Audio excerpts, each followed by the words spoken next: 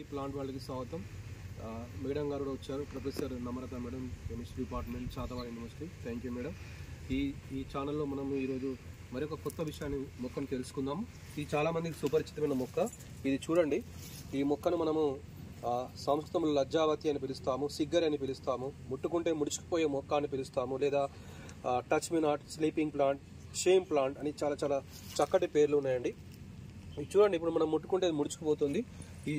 ఈ మొక్కని మనము ఇది మామూలుగా అయితే సౌత్ అమెరికా నుంచి సౌత్ ఏషియా దాకా కూడా చాలా వ్యాపించి ఉందండి. ఈ ముఖ్యంగా దీని ఎపినాస్టిక్ మూమెంట్స్ లేదా సిస్మోనాస్టిక్ మూమెంట్స్ అని అంటాము. ఎందుకంటే మీరు ముట్టుకోగానే ముడుచుకుంటుంది, లేకపోతే గాలి సోకగానే కూడా ముడుచుకుంటుంది.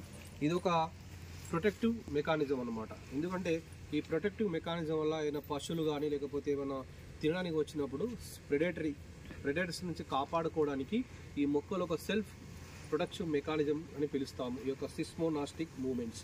దీనికోసం ఏమంటే మనకి లీఫ్ బేస్ కింద మనకి ఒక రకమైనటువంటి పల్వస్ కణాలు అనేవి ఉంటాయి. అందులో వాటర్ ఫిల్డ్ విత్ వాటర్. ఆ వాటర్ ఎప్పుడైతే మనము ఈ పశువులు కానీ లేకపోతే మనం కానీ ముట్టుకున్నప్పుడు వాటర్ అనేది వెనుకకు తీసుకుంటాయి అన్నమాట. వాటర్ విడ్రా అయిన తర్వాత వెంటనే అక్కడికి సిగ్నల్స్ని ట్రాన్స్మిట్ చేసినప్పుడు వెంటనే ముడుచుకోవడం జరుగుతుంది. ముడుచుకున్నప్పుడు ఆ పశువు కానీ లేకపోతే ప్రెడేటర్ భయపడి అక్కడి నుంచి వెళ్ళిపోతుంది. కాబట్టి ఇది ఒక సెల్ఫ్ ప్రొటెక్టివ్ మెకానిజం అన్నమాట. అందుకోసమే దీన్ని మనము టచ్ మీ నాట్ అని లేదా లజ్జావతి, సిగ్గర్ అని పిలుస్తాము.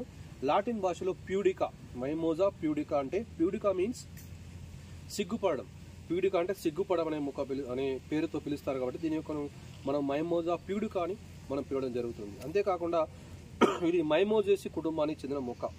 మైమోజేసి అంటే లెగ్యూమినేసి గ్రూప్. ఇది ఒక లెగ్యూమ్. మనకు వేరు బుడిపలు కూడా ఉంటాయి, ఇందులో రూట్ నాటిల్స్ కూడా ఉంటాయి. కాబట్టి ఇది పెరిగే ప్రాంతాల్లో నైట్రోజన్ డెఫిషియన్సీ ఏమి ఉండదు, మనకి ఎక్కడైనా పెంచుకోవచ్చు. మామూలుగా దీన్ని వీడ్లాగా ఉంటుంది. ముఖ్యంగా దీని వేరు వ్యవస్థలో చాలా మెడిసినల్ వాల్యూస్ ఉన్నాయి. ఈ యొక్క రూట్ పేస్ట్ అంటే వేరు కనుక రంగరించి పేస్ట్ లాగా చేసి మనకి ట్రైబల్ పీపుల్ పాము కాటుకు మోనోక్లోనల్ కోబ్రా అంటారు. అంటే మనకి నాగుపాములో 2 కన్నుల కోబ్రా ఉంటుంది, పడగలో 1 కన్ను ఉండే పడగ ఉంటుంది. ఎక్కువగా నార్త్ ఇండియాలో 1 కన్ను ఉండే పడగ ఉంటుంది అనమాట. అంటే పడగ వెనకాల 1 కన్ను ఉంటుంది. దాన్ని మోనోక్లోనల్ కోబ్రా అని పిలుస్తాము. ఎక్కువగా బర్మా ప్లస్ మయన్మార్ లేకపోతే నార్త్ ఈస్ట్లో ఎక్కువగా ఉంటుంది, నార్త్లో. ఆ ప్లాంట్లో మనకి ఆ పాము కాటకు ఇది మనకు విరుగుడుగా వాడతారు, దాన్ని యాంటీడోట్గా వాడతారు. చాలా పాపులర్ అనమాట ఆ ఏరియాలో. అంతేకాకుండా ఇందులో మనకి మైమోజిన్ అనే ఆల్కలాయిడ్ కూడా ఉంటుంది వేరులో. ముఖ్యంగా వేరు అనేది చాలా అద్భుతమైనటువంటి ఔషధ గుణాలు కలిగి ఉన్నాయి. డర్మటైటిస్ కానీ, యాంటీ డయాబెటిక్ కానీ చాలా చాలా వాల్యూస్ ఉన్నాయి. రీసెర్చ్ జరుగుతుంది.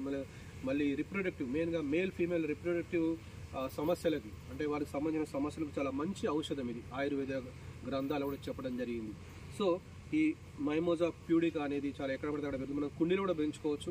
మనకి మెడిసినల్గా కాకుండా బొటానికల్ ఎక్స్ప్లోరేషన్లో కూడా మనము ఈ ఎపినాస్టిక్ మూమెంట్స్ని కానీ సిస్మోనాస్టిక్ మూమెంట్స్ని అధ్యయనం చేయడానికి బొటానికల్ స్టూడెంట్స్ కూడా మనకి ఇది మంచి బొటానికల్ స్పెసిమెన్గా కూడా మనం వాడుకోవచ్చు. చూడండి, ఈ ఫ్లవర్ చూడండి.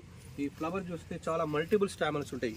మనకి ఎన్ నెంబర్ ఆఫ్ స్టామన్స్ ఉంటాయి. చూడండి, ఇక్కడ ఈ స్టామన్ చూడండి ఒక బల్బ్ లాగా మనకు కనబడుతూ ఉంటుంది. ఈ ఎన్ నెంబర్ ఆఫ్ స్టామన్స్ ఉండడం వల్లనే దీన్ని మైమోజేసి అని పిలుస్తాము. ఈ మైమోజా ప్యూడికా మైమోజేసి ఉప కుటుంబానికి చెందిన మొక్క. మొత్తంగా ఇది లెగ్యూమినేసి కుటుంబానికి చెందిన ఒక మంచి మొక్క. దీన్ని లెగ్యూమ్ అని పిలుస్తాము. దానికి సంబంధించిన ఔషధ గుణాలు కూడా ఉన్నాయి. నైట్రోజన్ని కూడా మనం పెంచుకోవచ్చు. ఇలాంటి యొక్క మంచి లక్షణాల ఈ యొక్క మైమోజా ప్యూడికాని మీరు కూడా ఒక కుండీలో పెంచుకోవచ్చు. వీటికి ఔషధ గుణాలు కూడా మనం ఎక్స్ప్లోర్ చేయవచ్చు. Thank you.